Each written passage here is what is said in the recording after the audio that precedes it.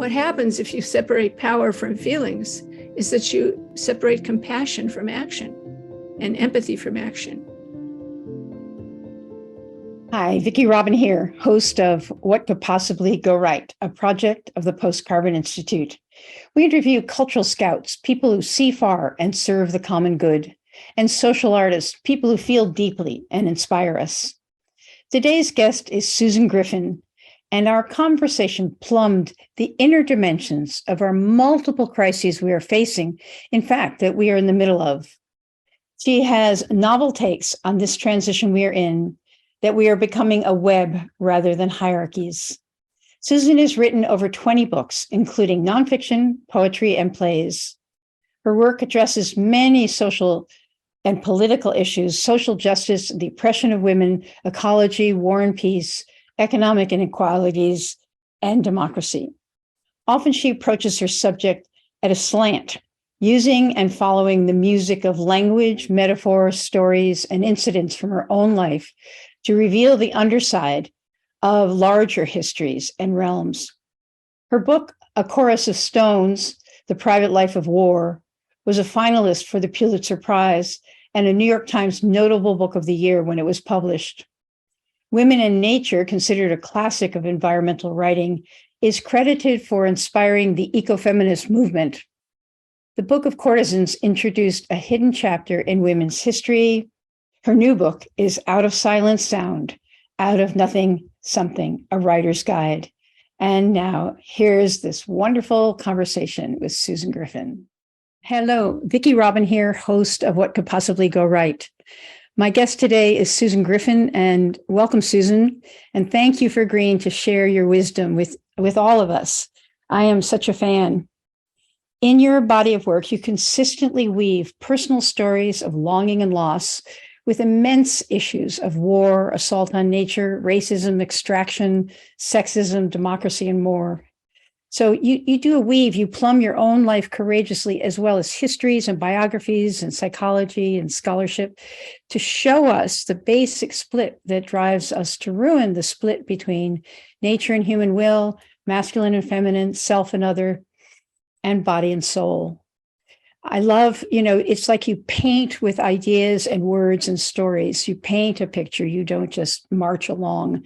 And most often people address this crisis by dissecting it, by trying to fix the problem rather than heal the soul. And you do just the opposite. So you are a unique guest for us, who can shine a light on the soul of the earth and our human presence. What sense are you making of this time of coming apart? What connections between issues or disparate ideas are you seeing?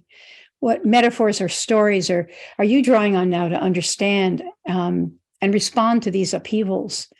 And finally, and most importantly, how and where do you see light shining through? Are we in a healing crisis? What is trying to be born now? So I hope you will muse with us on this invitation. And I will ask you now our one question. Amidst it all that seems to be going awry, what could possibly go right? Wonderful. Well, you're probably going to be surprised at my answers, but one of the things that's going right, or has gone right recently, which has really rattled the far right, is that drag queens are very popular now among determinedly heterosexual people. Now, why am I excited by that? Well, of course, they're a lot of fun, and we all love to laugh. But there's a deeper message there in what the drag queens are doing. I myself didn't even get it in the late 70s, early 80s. I told one interviewer, I was a writer then too, I told one interviewer that I thought that I was critical of drag queens because I thought they were satirizing women. But that's not what they're doing. And I came soon after to really understand it, and I understand it better and better as I go on. What I'm going to quote here, RuPaul here, he's brilliant. I recommend everybody go to his website or find some place where he holds forth. He's really quite brilliant. And one of the things he said that's memorable is, we're all in drag. Meaning we're all trying to fit into these categories of gender, which are really not very real. They're based on ideology and power networks of power. They don't reflect natural gender. Who knows what natural gender really is, but it certainly is not what society demands of us. And therefore, what's wonderful about the drag queens is that they're challenging that whole system of gender, and in a way that's delightful, and they're poking fun, and it's wonderfully freeing to. By the way, women often dress in drag. I mean, and I'm not only talking about lesbians, I'm talking about women in general. Every once in a while, a sort of tuxedo style becomes very popular, very, very fashionable. So we like it. It's a wonderful release to cross over those boundaries, and so my work has addressed those boundaries, the boundaries of gender, or the binding of gender might be a better way to put it, for years. I did it in one book called Woman in Nature, in which I associate the idea of gender with nature and the exploitation of nature. And really, any group that's devalued, that has been devalued historically in the West, women, people of color, people of different nationalities, are considered to be closer to nature. That's usually one of the first justifications for them being treated as inferior, is that they're closer to nature. I'll never forget in the, I think it was in the 60s or 70s, when there was a California senator, I can't remember his name now, but George Murphy, maybe he was an actor also. And he said, Mexicans are better at doing farm work because they're closer to the ground. Can you imagine? I mean, I hate to laugh at racism, but it is, when you get down to brass tacks, it's pretty stupid, you know. But it's anything that's closer to the ground, by the way, is inferior. The ground is inferior, even though it's the ground we walk on, and the ground that has given birth to us, and the ground that establishes everything we know and every capacity we have to know. It's considered inferior and beneath us, because there's this illusion, which is furthered or codified and enforced through gender, that some people are more of the spirit. I'm not talking about spirituality, which is a wonderful thing, but I'm talking about the idea of spirit and matter being separate and spirit being superior. So it becomes actually the opposite of true spirituality, because it's a method of controlling and exerting power over other people who are defined as a class as inferior. So we have this complex, and America is becoming even more oriented, although it's not in the general population. And that's something that I feel is we have to pay attention to. The majority of people don't think this way anymore, but those in power do. They think that that there is a kind of scale of superiority, inferiority, and superiority that can be measured, and not only measured, but that society can be stratified based on that, and should be. And so people who are doing service jobs, waiting on tables, or secretaries, or working in factories, are considered inferior, and they're to be paid less. We know that's not the case. Any of us who have done that work, any of us who have family that have done that work, they're paid less, but they're no less. Oftentimes, the workers are much more knowledgeable about what should be done on an industrial site than the people who own and manage it, because they're away from the material reality of it. And so part of this system is to create a class that is separated from material reality. They don't cook their own meals. They don't clean the toilets. They can have the illusion that they don't eat and defecate.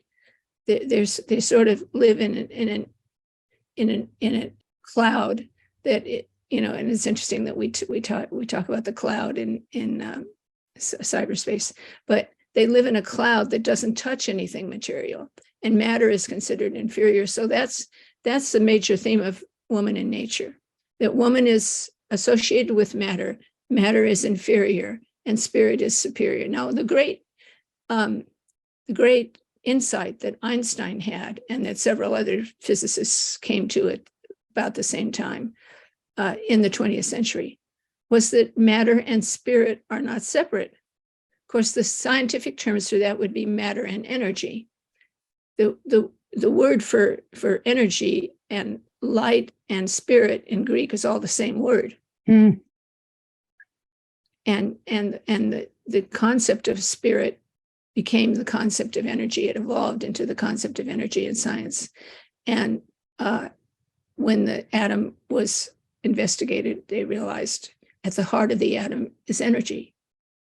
So we're not, but what do we do? What as a culture did we do about that? We split the atom and created terrible destruction and death in Hiroshima and Nagasaki, and are still death, tyrants are still, like such as Putin, are still threatening the world with the power of this weapon, and the United States did so over many years, many decades, and centuries even, or 1 century.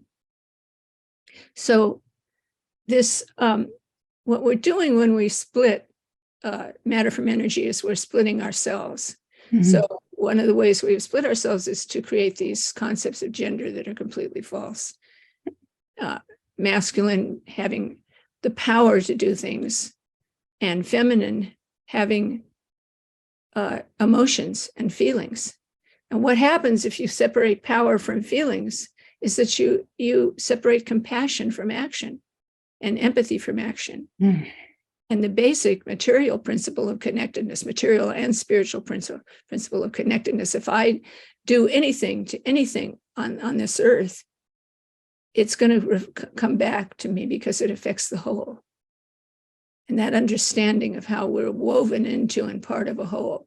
And when we don't have that understanding, death is really fearsome. If we have that understanding, death is always frightening. Come on, let's get real. Right. I don't, but I am going to. I'm 80. It'll happen. It happens to us all. But we can't come to terms with death in this culture, and therefore we create more death. And the reason we can't come to terms with it is that we are so alienated from natural process. So I want to talk to you a little bit about a new book I've written, Out of Silence Sound, Out of Nothing Something. And it's a writer's guide. It's a book on how to write. I've taught writing for over 50 years. And I love teaching it because I get to witness this sort of miracle of something being created from something new. And we all have new things that are new to the culture in us in some way or another. Let me read you from the second chapter. The chapters are all very short because I wanted a lot of space in this book. There's a lot of blank space. You can see in this one, there's all this blank space here. Mm. Thank you. I can see that.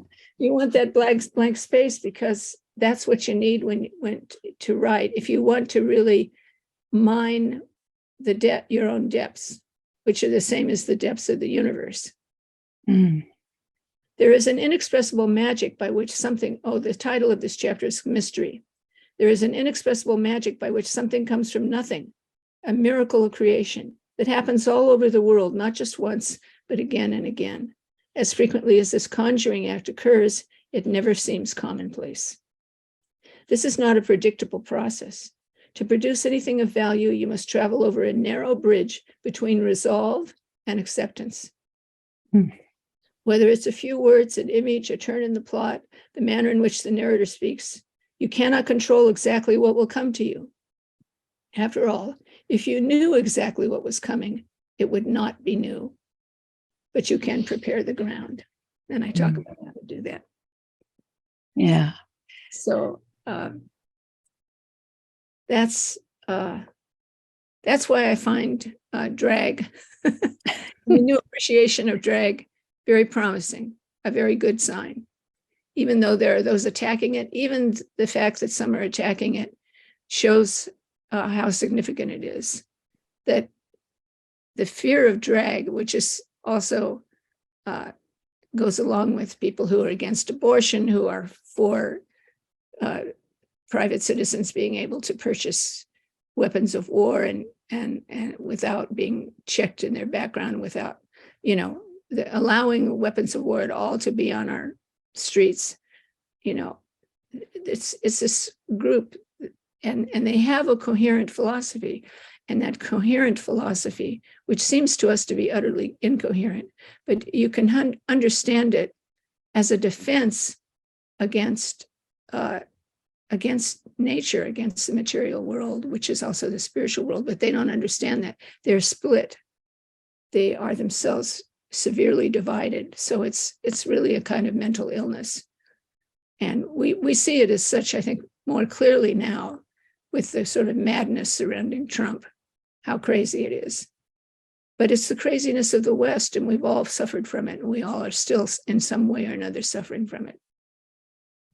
Yeah, I agree that we're getting to understand better and better the insanity of the worldview that's woven into our flesh, that's we've been soaked in. And so it takes constant effort to like open up your mind and see, like, wait a second, that thought that I'm having is not real. It comes out of culture, society, it comes out of programming. I'm interested in so much of what you said, and thank you for sharing your new book. I plan, as a writer, to read it. You bring up drag, and I think that's wonderful. And I've loved RuPaul for a long time, ever since I first saw him. He's amazing.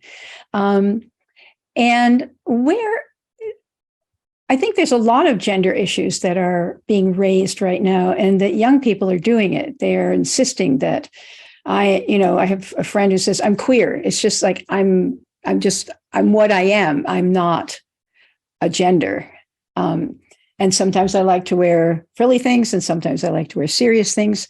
And we were talking about, LGBTQIA plus. We were talking about the contribution to society it is that young people are unpacking gender, and there's resistance. I mean, the resistance is growing because it's getting more and more visible. So I loved that observation. If you have anything else to say about, how gender issues in general are emerging in our society. Yeah, they're emerging all kinds of ways. I mean, the resurgence of feminism, and that a lot of men have joined the feminist movement, which is a really very good sign, because the gender system harms men as much as it does women. But because they're offered positions of power, but most men don't sit in positions of power. They're oppressed by men in power.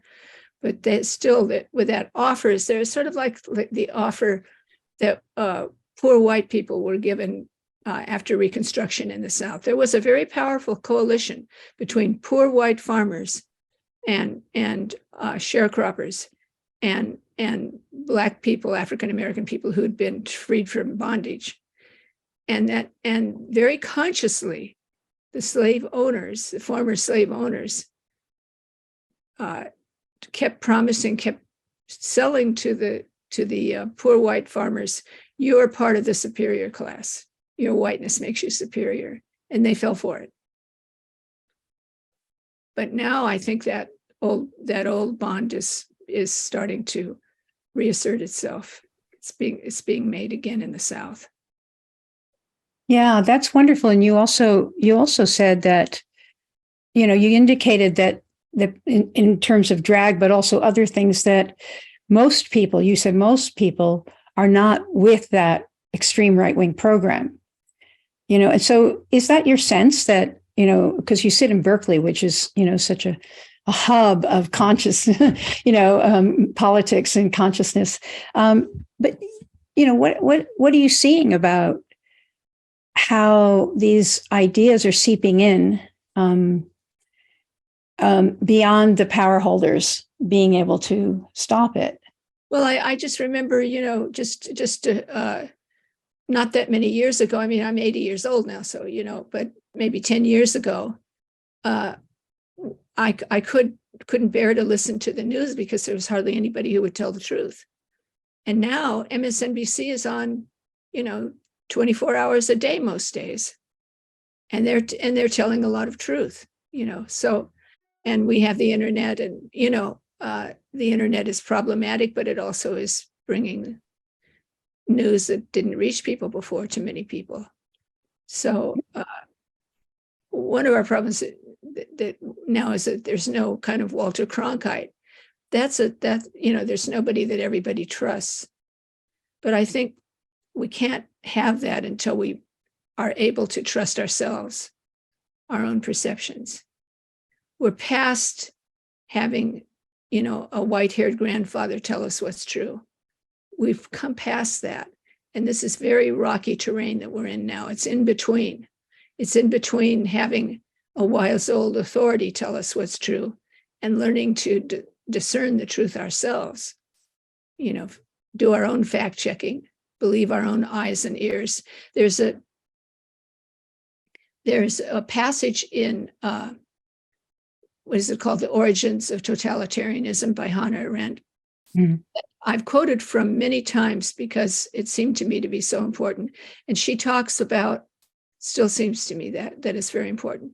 She talks about how Goebbels, who was the minister of propaganda, basically, in the Third Reich, would give these radio broadcasts. And when the Allies were bombing Germany, he would say they're not able to, because of our air defense, they're not able to really do very much harm to our cities. And there would be people who were sitting with rubble all around them saying, well, and instead of saying Goebbels is lying or Goebbels doesn't know the truth, they said, he must know something we don't.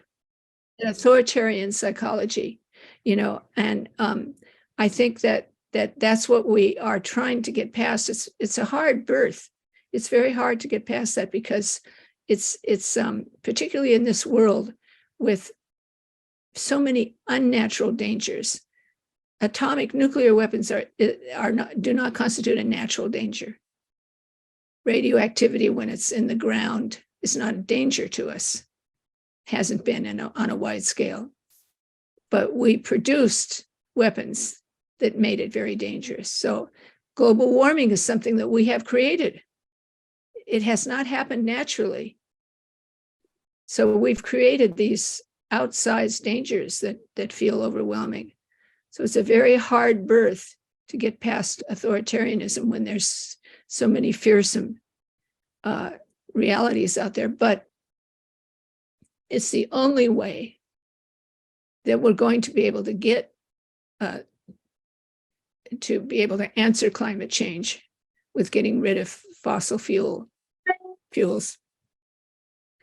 And I think one thing we really need to do is to begin to understand the psychology behind what we're doing now, that our desire to have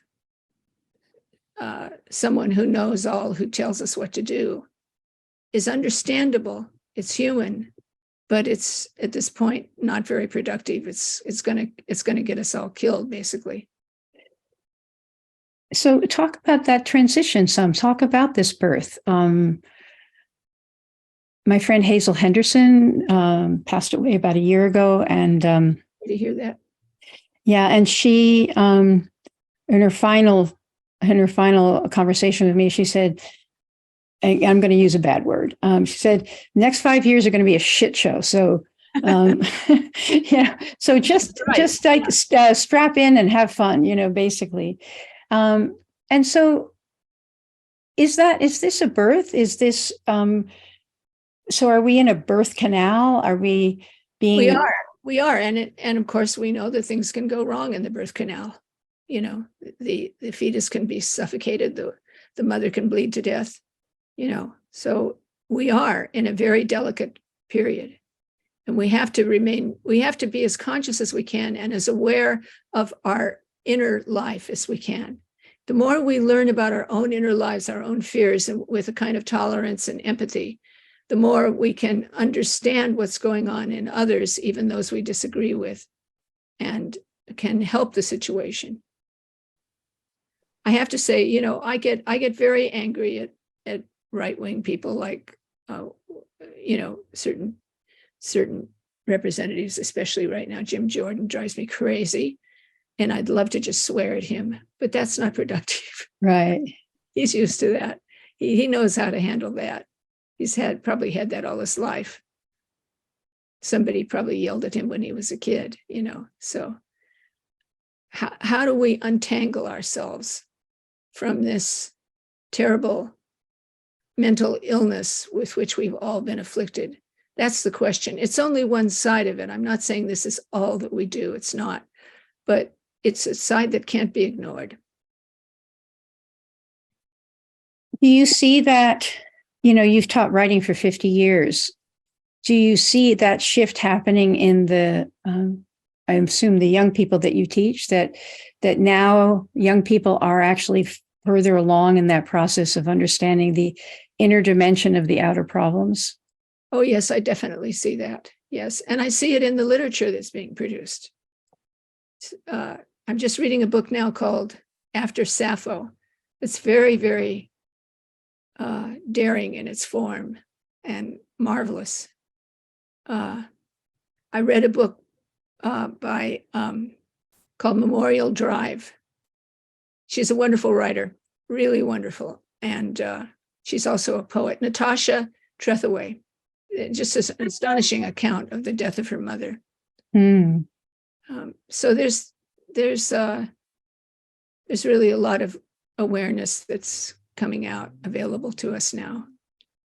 So talk to us a little bit about, there's a fear that if we go within, if we just create this as a personal healing crisis, that we have to work on ourselves. I mean, this is a split in my generation.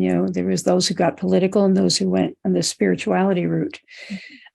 So what are you doing? What are you doing on the outer level, or what do you see happening on the outer level that is something that has integrated the inner awareness and is an expression of, what do you call it, activism, or addressing frontally the destructive forces, the fascistic forces? There's a lot happening. I love all the work done at 350.org, and now what is it called? Third Act, the new. Right. They're very creative, and they don't work. They don't sort of have to prove themselves as revolutionaries. I know there was a feeling. I grew up in this. I came of age in the 60s.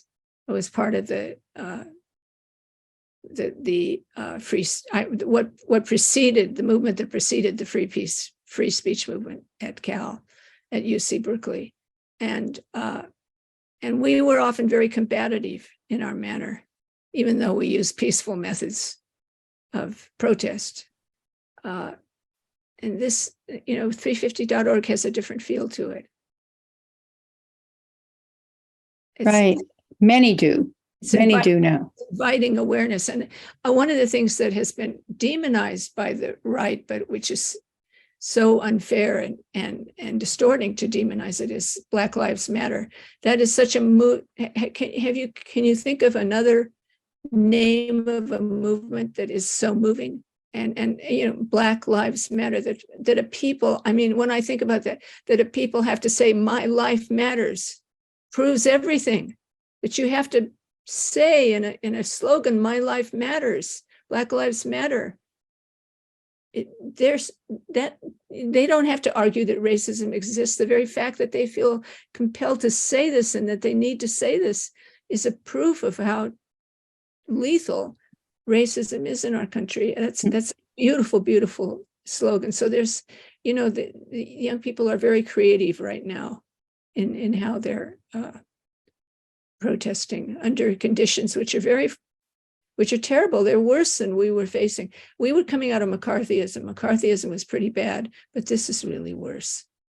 Well, yeah, because it's existential. It's existential. That's right. Yeah. And I mean, I know that every generation, or maybe every other generation, has a threat that they consider existential, but this one is, because we could shut down the natural cycles, or we could affect them in such a way that it's irremediable for. Yeah. hundreds of thousands of years. And that's already happened on some levels. I mean, it's not like we're going to be able to turn things back. Maybe in a couple hundred years we will. But right now, I live in a zone that's famous for being temperate. And it certainly hasn't been temperate this year. It got very cold.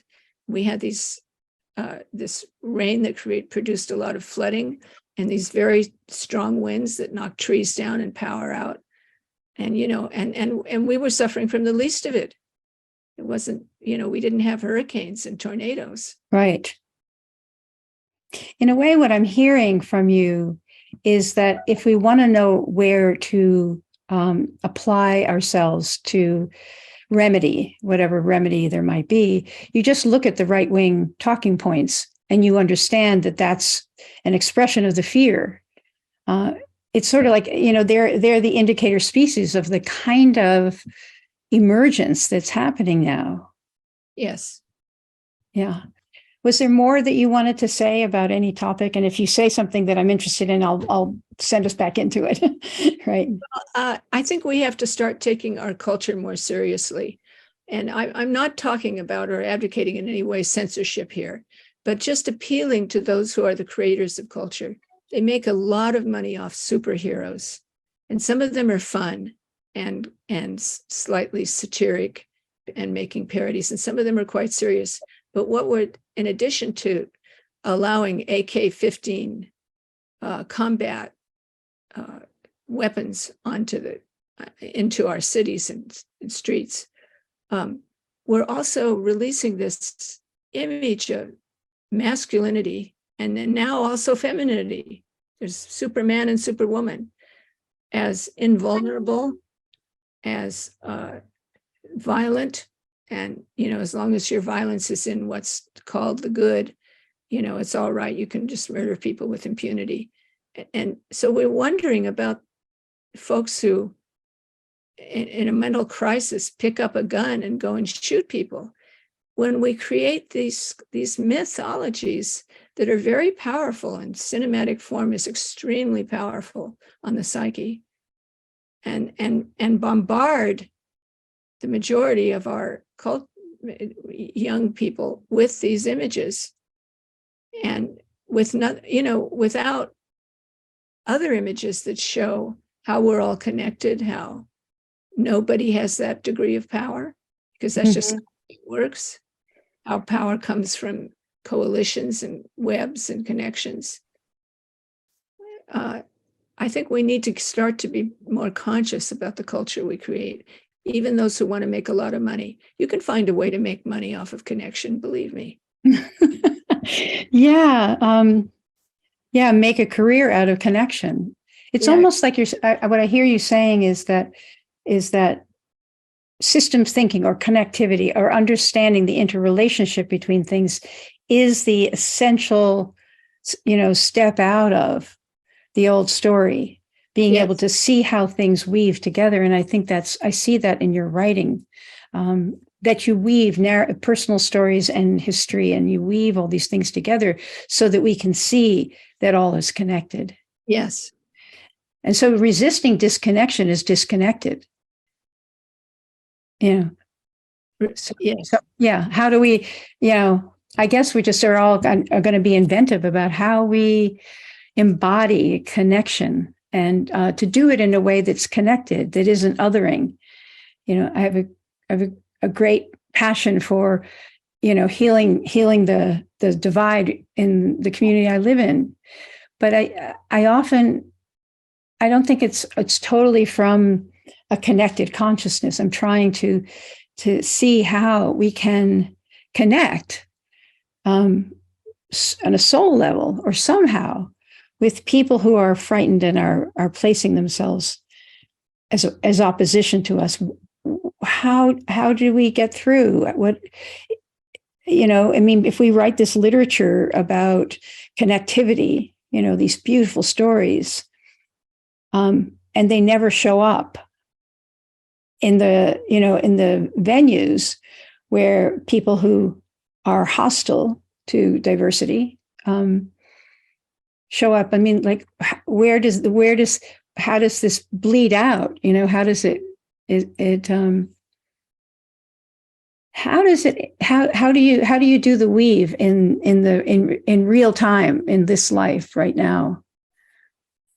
I think it's a question. It's a question that requires creativity, and you have to be patient and let it, and there's not a single answer. There's no single answer. Right. So okay, Susan, is there more that, culture, gender, climate? Well, the only thing I would add is that I find it extremely compelling and interesting that people need meaning. They need meaning as much as food, water, and air.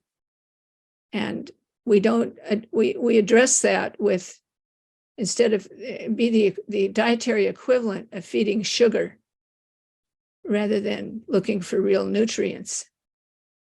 And we don't teach people to search for the meaning in themselves. And so that's one path I would suggest. Mm-hmm.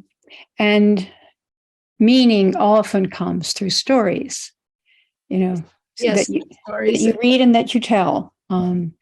Exactly. So that's back around to, if you want to mention your book again, that's back around to you trying to give us this gift of how to be storytellers. Yeah, it's called Out of Silence Sound, Out of Nothing Something, a Writer's Guide. It's beautiful. I know I shock myself when I show up to the page and, what tumbles out. So, may we all learn to tell our stories with compassion and humility and dive for the truth, which is what you do in your literature. Yes, and let your stories tell you also. Right. And as you said, it's going to be messy. It's going to take a while. Not everything is going to work, even though you hope it will.